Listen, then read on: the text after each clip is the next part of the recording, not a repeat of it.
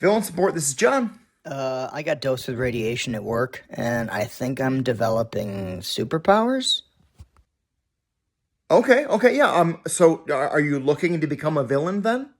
Maybe, man. I called Hero Support first, and they just kept asking me what size costume I want and what it should look like. Yeah, they do that. Okay, why don't you tell me a little bit about what's going on, what you experienced, what kind of powers you're manifesting, and worst comes to worst at the end of the call, if you decide you want to look into being a hero instead, I can transfer you over there and get you past the costume part of the conversation. Okay? So, what exactly happened at work with this radiation dose?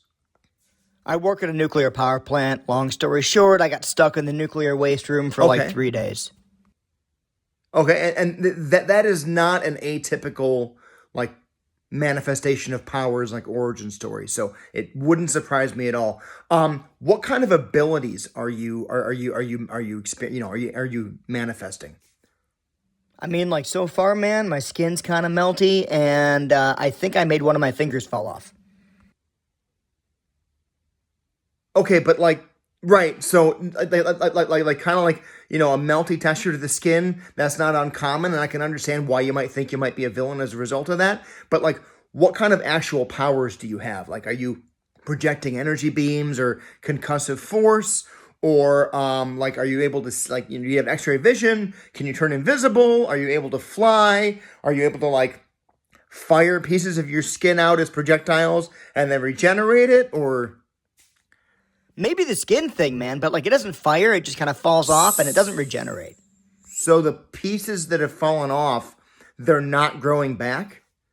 Nope, just a melty pile of skin and a finger on the ground. Okay, that doesn't necessarily sound like manifested powers to me. Maybe it's a new one you haven't heard of before?